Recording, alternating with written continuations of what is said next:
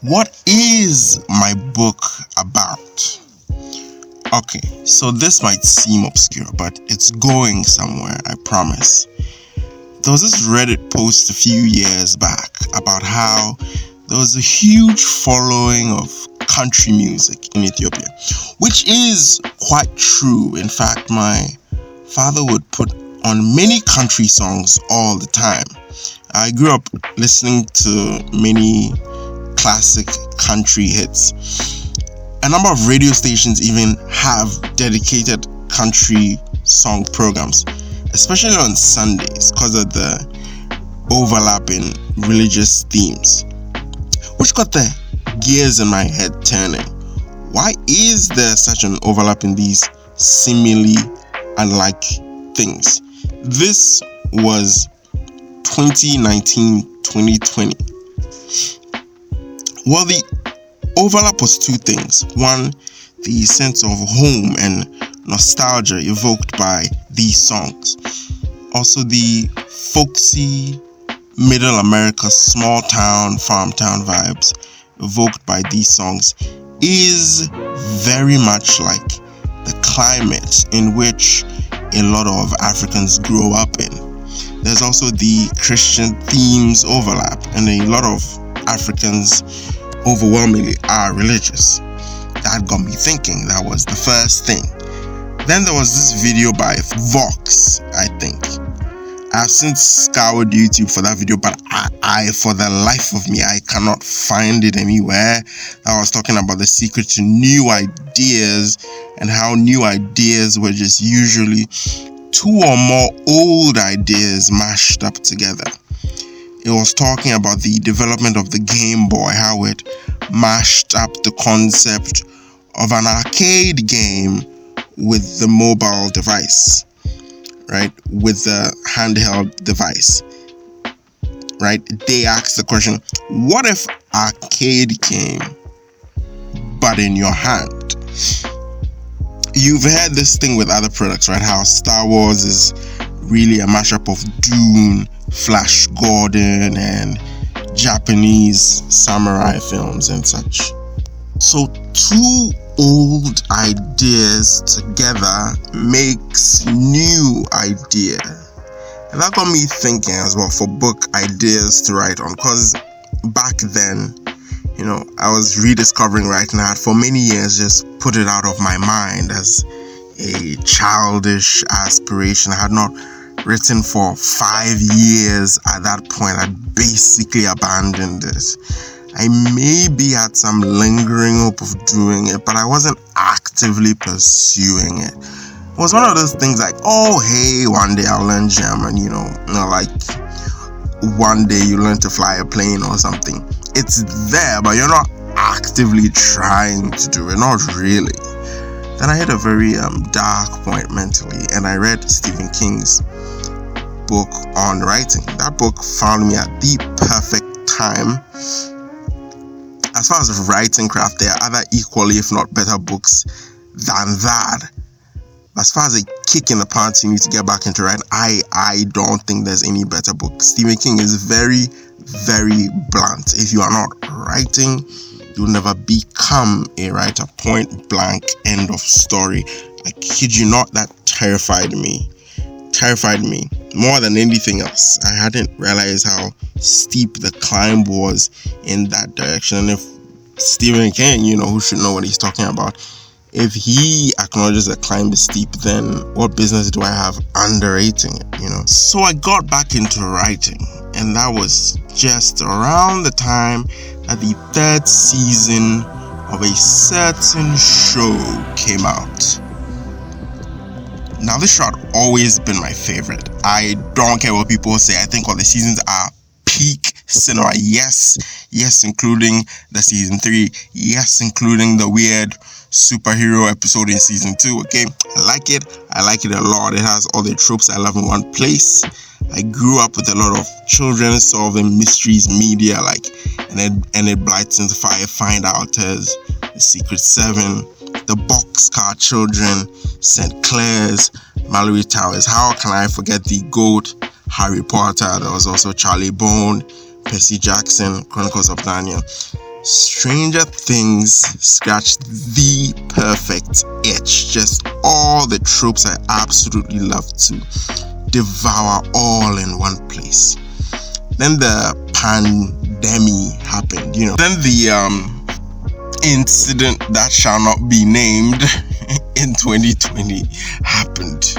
I'm not even monetized yet, so I don't even know why I said it like that. But yeah, I think we all know the one.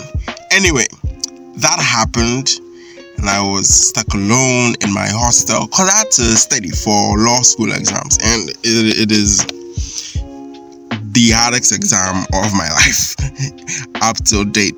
Then one day I was in a dull mood, just lounging around, and then all these ideas, the Country Music Association, to rural Africa, the child mystery trope, Stranger Things, it all clicked together. There's one more thing I'm forgetting. There was a podcast that I was listening to shortly before that where they talked about how the show harkened back to a time in American life where children are just turned loose to go out to play. There was little parental supervision, and it just roamed and came back late. And that sort of lax parental supervision made great for YA, because in YA you have young adults that are dropped into situations with stakes that are way over their capabilities, and that's where a lot of the tension comes from, right? So that period in American life was ideal, and that is literally the experience of a lot of children growing up here, especially the suburban rural areas. There is one more essential piece, which is African cinema. Let me tell you about African cinema. So the sort of cinema culture that we have here is exposed to some foreigners by memes of poor CGI and cringy lines, most popularly Who Killed Captain Alex. There's one weird aspect I wanted to focus on. A lot of African cinema, at least when I was growing up, right, were supernatural horror stories about curses and charms and witchcraft and all that. And those were always my favorite. There was Egg of Life, Sakaba, Chewa, and all of that. Really terrifying stuff for little old me. I always grew up disappointed that more of the media was not fantasy like the Western media. But in retrospect, it sort of was. A lot of it was. All these were fantasy movies. It was just in the supernatural horror genre most of the time.